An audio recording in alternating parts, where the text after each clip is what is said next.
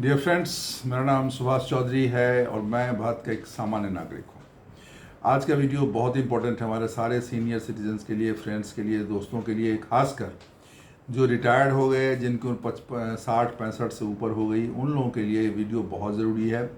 ये video related है आपके फाइनेंशियल हेल्थ से, आपके फाइनेंशियल स्ट्रेंथ से, आपके धन से संबंधित है ये।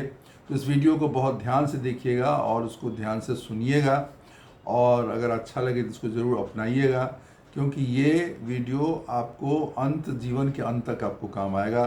इसमें जो चीज़ बताए गए हैं वो बहुत इम्पोर्टेंट है, खासकर सीनियर सिटीजन फ्रेंड्स के लिए।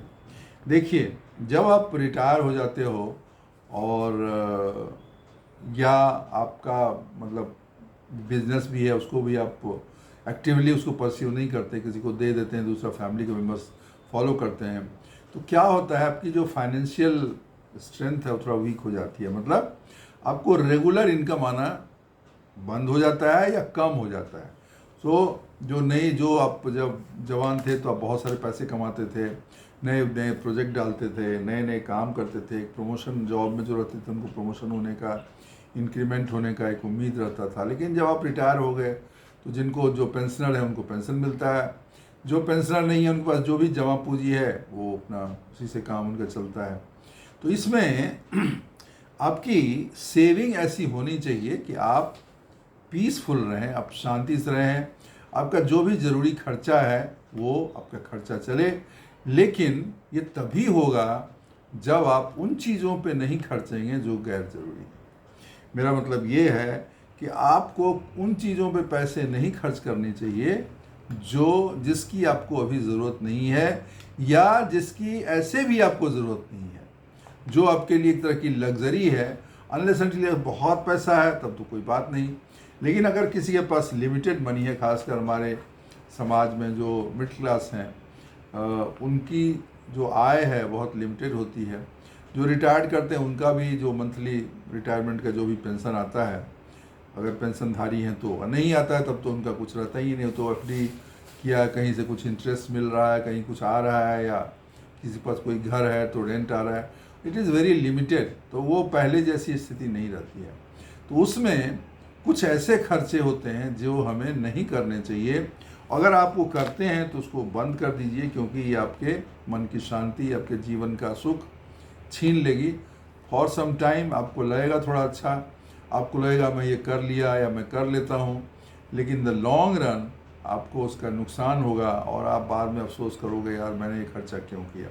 तो आज हम बात करेंगे ऐसे 9 चीज़ों की, 9 खर्चों की बात करेंगे जो बुज़ुर्गों को करने से बचना चाहिए। मैं फिर डिस्क्लेमर कर देता हूँ कि अगर अनलेस अनटिल उनके पास बहुत पैसा नहीं, पैसे बहुत हैं तब तो कोई बात ही नहीं, फिर भी खर्च हिसाब से ही करना चाहिए।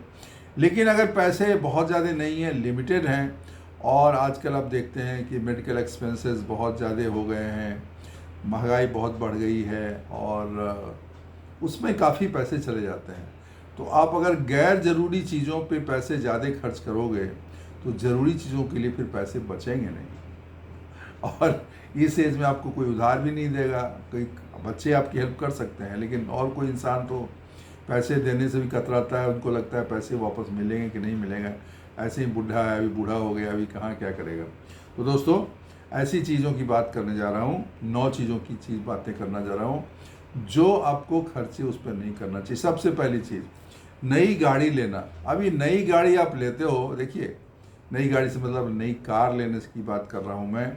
अगर नई कार आप लेते हो तो अगर आपके पास पुरानी कार है तो कोई दिक्कत ही नहीं। अगर नई कार आप लेते हो, कितना ज़्यादा महंगा हो गया, अभी 10-12 लाख से कम में कोई ढंग की कार नहीं आती है।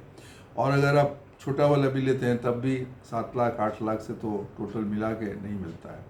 और कार के साथ ये है कि कार जैसे ही आपने लिया और शोरूम से निकाला, इमीडिएटली 10 दिन के अंदर उसके वैल्यू 10 से 15% गिर जाती है। मतलब अगर आपने गाड़ी खरीदी है 10 लाख की और आप 6 महीने के बाद उसको बेचना चाहो या 4 महीने के बाद उसको बेचना हो, तो वो 10 लाख की गाड़ी आपको 8 लाख में बिक जाए तो बहुत बड़ी बात है। तो 8 लाख में अगर बिकी या 9 लाख में बिकी तो आप समझिए कितना उसका डेंट हो गया। मतलब वो आपका 10-20% तो 4-6 महीने में आपको उसकी वैल्यू गिर जाती है। और अगर 2 साल के बाद बिका तब तो वो 60% पे बिकेगा, 70 कितने में गिरेगा पता नहीं। तो इसलिए गाड़ी अगर आपके पास है उसको चलाइए, लेकिन अगर मान लीजिए आपको लेना भी है तो 3-4 साल पुरानी गाड़ी ले लीजिए जो आपको लेस देन 50% में मिलेगा। 30% 40% जो उसका रनिंग रेट रहेगा उससे 30-40% में मिल जाएगा और वो उतना ही काम करेगा। अगर बहुत ज़्यादा वो नहीं चला है, उसका अगर मीटर बहुत ज़्यादा नहीं है, किलोमीटर बहुत नहीं चला है, तो 3-4 साल पुरानी गाड़ी भी उतने ही अच्छे काम करती है। बहरहाल ये इंसान का व्यक्तिगत एक निर्णय है, लेकिन मैं समझता हूँ कि महंगी नई गाड़ी पे खर्च करना सही नहीं है अनलेस अनटिल आपके पास बहुत पैसा ना हो। और वो फिर आपको कितना आप चलोगे, ज़्यादा घूमो फिरोगे भी नहीं। लेकिन कार जब पड़ी रहती है तो चाहे उसका यूज़ हो या ना हो, उसका जब सेल होता है उसके ईयर ऑफ परचेज से होता है, तो आप जब सेकेंड हैंड बेचोगे तो उसके कुछ पैसे आपको उतने ज़्यादा मिलेंगे नहीं। तो ये तो एक चीज़ है जो हमें बचना चाहिए, बुज़ुर्गों को खासकर मैं बात कर रहा हूँ, बचना चाहिए। दूसरा, महंगे कपड़े खरीदना, ट्रेंडिंग कपड़े खरीदना। अभी ट्रेंडिंग कपड़े का क्या है, महंगे कपड़े का क्या है? मतलब ठीक है, आपके पास अगर अलमारी देखोगे आपके पास पहले से ही बहुत कपड़े पड़े हुए हैं जो आप इस्तेमाल नहीं करते हैं, सबके घर में ऐसे ही होता है। तो अनलेस अनटिल आपको मजबूरी ना हो, इसको अवॉइड करना चाहिए। और आजकल ब्रांडेड ड्रेस का भी चलन हो गया है। तो जो शर्ट आपको मार्केट में 1200-1500 मिल जाएगा, अगर बड़े ब्रांड का आप लेते हैं तो 3000, 5000, 4000 का मिलता है। इसी तरीके से पैंट्स का भी, ऐसे ही सूट का भी है। तो आप 3 गुना पैसा आप दे रहे हो जस्ट किसी को ब्रांड दिखाने के लिए। आपका ब्रांड कौन देखने वाला है? कोई। कपड़े साफ सुथरे पहनने चाहिए, फटे कपड़े नहीं पहनने चाहिए, बहुत ही पुराना हो गया वो भी नहीं पहनने चाहिए। लेकिन इसका मतलब ये नहीं कि नए कपड़े के नाम पे और नए ट्रेंड के नाम पे, मुझे नहीं लगता है कि सीनियर सिटीजन नए ट्रेंड को फॉलो करते हैं, बट फिर भी विदेशों में फॉलो करते हैं, इंडिया में तो उतना फॉलो नहीं करते हैं। लेकिन कपड़ों में बहुत ज़्यादा मार्जिन रहता है और बहुत डिफरेंस रहता है। एक ही कपड़ा ब्रांडेड लीजिए, उसका प्राइस, और जो आप बाहर सिलवाते हो या नॉर्मल मिलता है उसके प्राइस में बहुत फ़र्क पड़ता है। तो एक और ये भी रीज़न है जिधर की, और आपको आदत अगर हो गई खरीदने की तो आप फिर हर 2-4 महीने पे खरीदते रहोगे। जब पैसे जाते हैं तो समझ में नहीं आता, थोड़ा थोड़ा पैसा करके निकलता रहता है, लेकिन आप टोटल वैल्यू जोड़ेंगे साल में, फिर आपको लगेगा इतना पैसे की क्या ज़रूरत थी खर्च करने की। तीसरा हो गया, बहुत सारे मेंबरशिप आपके पड़े होंगे और सब्सक्रिप्शन होंगे जिसकी आपको ज़रूरत नहीं है। सब्सक्रिप्शन वही रखिए जिसकी आपको ज़रूरत है, या कोई मेंबरशिप है उसी को रखिए जिसकी आपको ज़रूरत है। क्या होता है, जब आदमी यंग होता है, जॉब में रहता है, तो बहुत सारा सब्सक्रिप्शन ले लेता है, बहुत सारा मेंबरशिप ले लेता है, और मेंबरशिप चलता रहता है, पैसे आते रहते हैं जाते रहते हैं। लेकिन अभी एक उसकी अगर ज़रूरत नहीं है तो एक बार चेक करिए, अपना अकाउंट चेक करिए या अपना रिकॉग्नाइज करिए कौन कौन मेंबरशिप मेरे पास है, कौन कौन सी सब्सक्रिप्शन मैंने ली हुई है, क्या उसकी ज़रूरत है अभी।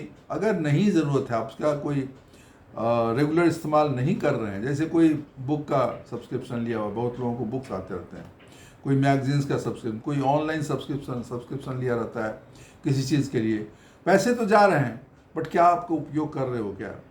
क्या आप उसका उपयोग हो रहा है? अगर नहीं हो रहा है, बहुत मार्जिनली हो रहा है, तो आपके पास और भी ऑप्शन रहेंगे जो वो इन्फॉर्मेशन हासिल करने के लिए। तो ऐसे केस में इन सब्सक्रिप्शन और इन मेंबरशिप से आपको छुटकारा ले लेना चाहिए, उसको बंद कर देना चाहिए। देखिए, पैसा जो है ना, वो जैसे बूंद बूंद से सागर भरता है, वैसे ही बूंद बूंद बचाने से इंसान के पास अच्छा पैसा होता है। अमीर वो नहीं होता जो बहुत पैसा कमाता है, अमीर वो होता है जो पैसे कमाता है उसमें से कितना ज़्यादा बचाता है। तो बचाने की प्रवृत्ति बहुत इंपॉर्टेंट है। मैंने किसी और वीडियो में बताया था कि हमें फाइनेंशियल चीज़ों को, एक तो होता है पैसा कमाना, फिर उसको होता है बचाना, फिर उसको इन्वेस्ट करना, और फिर उसको ध्यान देना, उसका ग्रोथ देखना। ये 4 चीज़ें हैं जो करनी चाहिए। लेकिन अगर आपका पैसा बचेगा ही नहीं और आप खर्च ही करते रहोगे तो एक समय आएगा तो ज़रूरी चीज़ भी आप नहीं कर पाओगे। तो ये बहुत इंपॉर्टेंट चीज़ है कि आपको अनयूज सब्सक्रिप्शन और मेंबरशिप से आपको निकलना चाहिए। चौथी चीज़ है गजट। अभी घड़ी आपके पास है, फिर आपने दूसरी घड़ी ले ली। स्मार्ट वॉच, चलो ठीक है, एक बार लिया ठीक है, अभी नया कोई अपग्रेडेड वर्जन आ गया, आपने वो ले लिया। मोबाइल फ़ोन आपके बहुत लोगों को मैं देखता हूँ, मोबाइल फ़ोन है उनके पास, एप्पल का भी उन्होंने खरीद लिया 1.5 लाख का, लेकिन अभी 2 साल के बाद कोई उसका नया अपग्रेड आ गया तो फिर वो दूसरा ले लिए। भाई अभी पैसा आपके पास बहुत है, इसका मतलब ये नहीं कि उड़ा दीजिए, क्योंकि ऐसे उड़ाते रहोगे तो पैसे फिर बचेंगे नहीं। तो अनलेस अनटिल ज़रूरत ना हो, जिस चीज़ की ज़रूरत नहीं हो, जिस गैजेट की आपको ज़रूरत नहीं है, जिन चीज़ों की ज़रूरत नहीं है, वो चीज़ें मत लें। और अगर लेते भी हैं तो इतना जल्दी अपग्रेड मत करें। अपग्रेड करने की क्या जरूरत, ये एक फैशन है उसका, जबकि अपग्रेडेड वर्जन में जो नए फीचर्स आते हैं उसका कोई उपयोग नहीं है आपके लिए, कुछ उपयोग नहीं है। बस जस्ट बिकॉज अपग्रेडेड वर्जन है तो आप ले लेते हो। और बहुत बार तो बच्चे लोग भी ज़बरदस्ती कर देते हैं, ले लो पापा ले लो, तो उससे बचिए, क्योंकि थोड़ा थोड़ा करके ही बचत होता है। और एक चीज़ आपने किया, फिर दूसरी चीज़ कर ली, फिर तीसरी चीज़ कर ली, टीवी पुराना हो गया तो नया टीवी ले लिया, फ्रिज अभी 5 साल हुआ नहीं उसको बदल दिया, वो अब लैपटॉप चल रहा है फिर भी उसको बदल दिया। तो ये जो अपग्रेडेशन है ना, गैजेट्स जो है ना, उसको अनलेस अनटिल वो ज़रूरी नहीं हो उसको न करें। हाँ, बहुत पुराना 10 साल का हो गया, अभी नहीं काम कर रहा है, आपको नया चाहिए, वो ठीक है, लेकिन और हाँ, लेने से भी पहले थोड़ा उस पर स्टडी करिए, कौन सा सामान, अच्छी क्वालिटी का सामान कहाँ से सस्ते में मिलता है। कम सस्ते से मतलब चीप की बात नहीं है, सस्ते से मतलब रिजनेबल प्राइस में मिलता है। तो ये रिसर्च भी आपको करना चाहिए। 5वीं चीज, लग्जरी गिफ्ट देना। आप किसी को देना है, आप महंगी चीज़ें दे रहे हो, 10,000 की चीज़ दे रहे हो, 20,000 की चीज़ दे रहे हो, 5,000 की चीज़ दे रहे हो, भाई आप रिटायर्ड आदमी हो। जस्ट बिकॉज कोई कुछ सोचेगा, अभी कोई मुझे एक व्यक्ति थे, वो मुझे बोले कि यार मेरी अभी लोग मुझे, वो किसी बड़े अधिकारी के रूप में रिटायर हुए, लेकिन फाइनेंशियली तो आदमी के पास कितना पैसा रहेगा, जिसके पास पेंशन नहीं है उस पर कितना पैसा बचा रहेगा, तो थोड़ा हिसाब से करेगा। बोला कि मैं कहीं जाता हूँ शादी वादी में, थोड़े शगुन में अगर कम पैसे देता हूँ या कोई गिफ्ट थोड़ा कम पैसे का देता हूँ तो लोग मुझे देखने लगते हैं, क्योंकि लोगों का एक्सपेक्टेशन होता है ये तो बड़ा अधिकारी था। अरे वो था, अब नहीं है। उन्हें लगता है कि इसके पास कितनी संपत्ति है, कितना पैसा है, तो अब उनको क्या लगेगा, उसके लिए आप अपनी तकलीफ मत बढ़ाएं। क्योंकि अगर कल को उसको आपको ज़रूरत पड़ेगी पैसे की, तो वो व्यक्ति जो आपका अभी आपके बारे में थोड़ा गलत सोच रहा है, वो आपकी हेल्प करने नहीं आएगा, एक पैसा नहीं देगा। मैं बता रहा हूँ, रिटायर्ड आदमी को एक पैसा भी नहीं देता है, ऐसे भी नहीं देता है, क्योंकि फिर वो वापस आने का भी ये रहता है।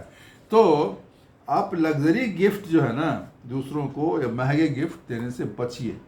और देखिए, फंक्शन तो होता ही रहता है, कभी शादी रहेगा, कभी ब्याह रहेगा, कभी किसी का जनेऊ रहेगा, कभी किसी का एंगेजमेंट रहेगा, कभी किसी के यहाँ पूजा रहेगा, कभी किसी का हाउस वार्मिंग पार्टी रहेगी, गृह प्रवेश रहेगा, तरह तरह के फंक्शन हैं जो होते रहते हैं। आपको इनविटेशन मिलता है, आप जाते हो तो आप सोचते हो चलो थोड़ा ये ले लें, थोड़ा तो ठीक है।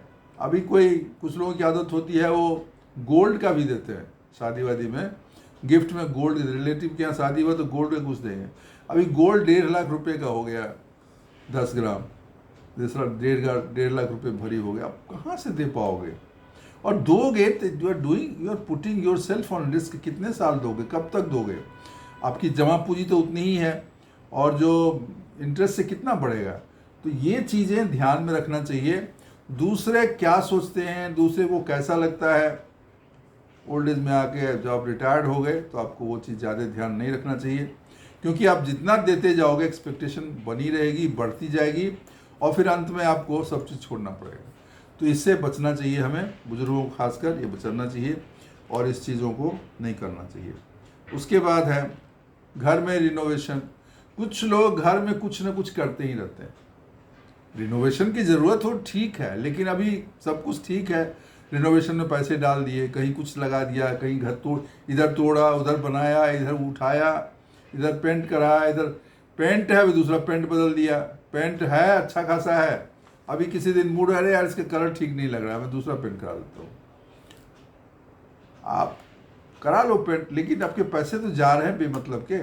वो पैसे अगर आपके बचे रहेंगे, कल को कोई ज़रूरत पड़ी, आपको एक्चुअल ज़रूरत है, मेडिकल की कुछ ज़रूरत पड़ी, बच्चों को कोई ऐसा इंपॉर्टेंट काम में ज़रूरत पड़ा, वहाँ आप हेल्प कर सकते हो। वहाँ आप हेल्प नहीं करते हो, वहाँ आप अपना हेल्थ को इग्नोर करते हो, आप मेडिकल चेकअप नहीं कराते हो, दवाई ठीक से नहीं खाते हो, लेकिन अननेसेसरी का रिनोवेशन और ये नया नया चीज़ें, पर्दे हैं अच्छे फिर भी उसको बदल दिया। अरे भाई अभी 2 साल पहले तो पर्दा बदला था, अभी क्यों बदलने की ज़रूरत है। तो ये जो खर्चे हैं ना, ये खर्चों से इन जनरल भी लोगों को बचना चाहिए। मैं तो बुजुर्गों की बात कर रहा हूँ, बट इन जनरल भी जो अवॉइडेबल एक्सपेंसेस हैं विच इज़ नॉट रिक्वायर्ड, उसको we should not do it, because money depletes. और अगर वो पैसे कम एज में अगर आप ज़्यादा बचत करते हो तो लॉन्ग टर्म में उसको कहीं आप इन्वेस्ट करते हो थोड़ा थोड़ा करके, तो फिर वो आपको अच्छा खासा पैसा दे जाएगा और लास्ट टाइम में जब आपके पैसे की ज़रूरत पड़ेगी तब वो काम आएगा। तो ये एक आदत होती है सेविंग और इन्वेस्टिंग, तो इसकी हमें लोगों को सीखनी चाहिए। और अगर अभी तक नहीं किया तो अब तो कर लीजिए, अभी तक नहीं ध्यान दिया तो अब तो ध्यान दे दीजिए। मैं वीडियो बना रहा हूँ, आपको बता रहा हूँ, अब तो कर लीजिए। तो ये इम्पोर्टेंट है। 7वीं चीज़ बहुत इम्पोर्टेंट है, बहुत ज़्यादा इम्पोर्टेंट है, ध्यान से सुनिएगा। डाइनिंग आउट टू फ्रिक्वेंटली, मतलब बाहर जाके होटल में खाना लोग ज़्यादा करते नहीं, लेकिन कुछ लोगों को मैंने देखा है। भाई अब बाहर आपका तो ऐसे ही हेल्थ ख़राब है, वहाँ पे क्या तेल क्या मसाला कैसे खाना बनाता है, एक तो हेल्थ रीज़न है। फिर उसके रेट्स देखो आप, कितना महंगा खाना मिलता है होटलों में, कितना महंगा खाना मिलता है। एक पनीर की सब्जी रहेगी जिसमें 3 या 4 मुश्किल से पनीर रहता है, उसकी कॉस्ट तो 400-500 रुपये लेते हैं। जो मिडिल लेवल का होटल है उसकी बात कर रहा हूँ। अगर 5 स्टार 4 स्टार में खाते हो तब तो और महंगा हो गया। और अगर महीने में अगर अपने 3-4 बार भी कर लिया तो 30-40 हज़ार रुपया तो आपने सिर्फ खाने में लगा दिए ना। 30-40 हज़ार व्यर्थ के आपका, मतलब 2 आदमी जाओगे, वाइफ हस्बैंड जा रहे हैं या फैमिली के साथ जाते हो, इतना तो लग जाएगा। तो उसको अवॉइड करिए, ये बहुत बड़ा खर्चा है, इसमें कुछ दिखता भी नहीं है, जेब से जाता है, आपका डाइजेशन सिस्टम खराब होता है, आपकी तबीयत खराब होती है, and you are getting nothing, you are simply throwing out the money at cost of your health. अपना शरीर भी खराब हो रहा है और पैसे भी जा रहे हैं। तो ये तो मत करें, आपको डाइनिंग आउट करने की ज़रूरत भी नहीं है, लेकिन चलो करते हो कभी, महीने में एक बार गए ठीक है, बट हर महीने हर हफ्ते आई डोंट नो क्यों लोग करते हैं, क्यों जाने की ज़रूरत है इतना। तो इन चीज़ों से बचना चाहिए और dining out frequently should be avoided. You should take home cook foods, घर में अच्छे से बना के खाइए, सादा भोजन कीजिए, हेल्दी फूड लीजिए, ड्राई फ्रूट्स लीजिए, दूध लीजिए, हरी सब्जी लीजिए, इन चीज़ों का सेवन करिए जो आपके सेहत के लिए उपयोगी है और जो हेल्दी है, जो ओरिजिनल है, जो आपको डायरेक्ट आपके शरीर को संवर्धन देता है। ऐसी चीज़ें हैं जो अभी होटल का खाना क्या होता है, आप 10 दिन खाना खाइए आपकी तबीयत खराब हो जाएगी, तो उसका कोई फ़ायदा नहीं, और पैसे उतने ही ज़्यादा पैसे भी आपके जाते हैं। तो इन चीज़ों से आपको बचना चाहिए। 8वीं चीज़, बहुत लोगों को सप्लीमेंट का ऐसा आदत होता है, हर चीज़ का सप्लीमेंट, कैल्शियम का सप्लीमेंट, आयरन का सप्लीमेंट, विटामिन का सप्लीमेंट, विटामिन डी का सप्लीमेंट, विटामिन ई का सप्लीमेंट, और सप्लीमेंट इतना ज़्यादा हो जाता है कि शरीर में क्या असर हो रहा है पता नहीं। इसके लिए मैं बोलता हूँ सप्लीमेंट अगर ज़रूरत हो, डॉक्टर बोले तब तो ठीक है, बट खुद ही सेल्फ प्रिस्क्राइब करके कहीं कुछ देखा वो सप्लीमेंट मंगा लिया, कभी प्रोटीन का देखा प्रोटीन का मंगा लिया, सप्लीमेंट मंगा लिया, कभी किसी ने विटामिन डी के लिए बोल दिया आपको विटामिन डी कमी आ गई तो विटामिन डी का टैबलेट खा रहे हैं, अगर विटामिन ई का टैबलेट खा रहे हैं, आयरन की गोली खा रहे हैं। इससे अच्छा है, और सब इतने महंगे होते हैं, महंगे इतने होते हैं कि बहुत लोगों का तो सप्लीमेंट का ही मंथली चार्ज जो है वो 5,000, 6,000, 7,000 होता है। लेकिन आपको मैं बताता हूँ वो कितना फ़ायदा करता है हमें नहीं पता, लेकिन अगर जो फूड है, जो भोजन है, भोजन जिसमें कि वो विटामिन है, वो प्रोटीन है, वो कैल्शियम है, वो अगर आप दूध में कैल्शियम है, दूध लीजिए, कैल्शियम के चाहिए आपको, आयरन की कमी है आप हरी पत्ती लीजिए, पालक की साग लीजिए, अगर प्रोटीन की कमी है आप दाल लीजिए। Now they are the natural things जो आपके शरीर में जाएगा, आपके शरीर को पोषित करेगा, आपके जेब पे भी डेंट नहीं पड़ेगा, और वो सही में प्रॉपर प्रोटीन है, प्रॉपर सप्लीमेंट वो है। ये जो आप बाज़ार से खरीदते हो उल्टे सीधे दामों पे 500 का, 5,000 का, 2,000 का, 1,000 का, 1,200 का, वो फ़ायदा उतना नहीं करेगा जितना आपको नेचुरल वे में करेगा। तो ओवर प्राइस सप्लीमेंट से बचिए। किसी चीज़ का सप्लीमेंट लें अगर मजबूरी हो, खाने में नहीं आ रहा है और आपकी बहुत ज़्यादा एक्यूट कमी हो गई है तो ठीक है, लेकिन यह हैबिट, एक आदतन, इस चीज़ से इंसान को बचना चाहिए। और नवी चीज़, लास्ट चीज़ है कि बातों में आके, लोगों की बातों में आके, रिश्तेदारों की बातों में आके, किसी परिचित की बातों में आके बहुत सारा पैसा किसी को उधार दे देना, ये काम तो कभी भी न करें गलती से, क्योंकि वो पैसे आएंगे नहीं। जिसको आपने उधार दिया, अगर आपका दोस्त है, उसको आपने उधार दिया बुढ़ापे में, अनलेस अनटिल आपका बहुत पुराना बचपन का दोस्त नहीं है, मैं दोस्ती को बदनाम नहीं कर रहा हूँ, लेकिन जो नॉर्मल दोस्त बनते हैं कहने के लिए, जस्ट जान पहचान है और दोस्त, तो अगर आपने पैसे दिए तो बहुत ज़्यादा चांस है, 98%, 99% चांस है वो पैसे आपको नहीं मिलेंगे। और जो आपका दोस्त है वो आपका दोस्त नहीं रहेगा, वो आप मुँह छिपाएगा, आपसे बात नहीं करेगा, आपकी दोस्ती खत्म हो जाएगी।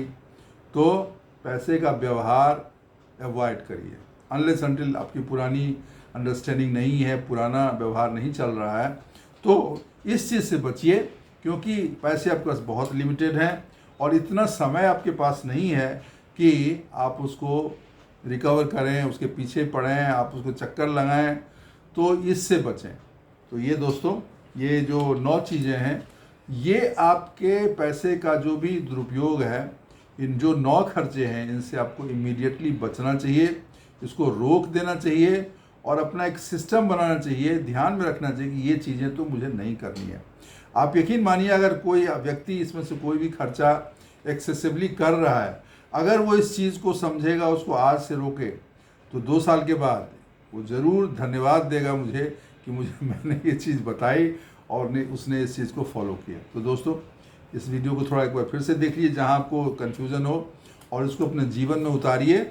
आप जीवन में उतारेंगे तो आपको फ़ायदा होगा, आपको लाभ होगा और आपके पैसे बचेंगे।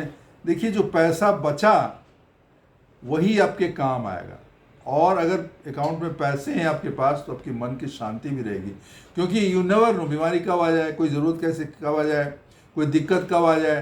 तो आप पैसे रहेंगे तो आप थोड़ा निर्भीक रहोगे, थोड़ा निश्चिंत रहोगे, अच्छा मेरे पास पैसा है, इंश्योरेंस है, कोई दिक्कत नहीं है। लेकिन अगर वो नहीं रहेगा, सब आप खर्च कर चुके हो इधर उधर, तो फिर मांगना पड़ेगा। मांगे भी तो कौन देगा, भले बच्चों से भी मांगना पड़े तो अच्छा नहीं लगता है ना।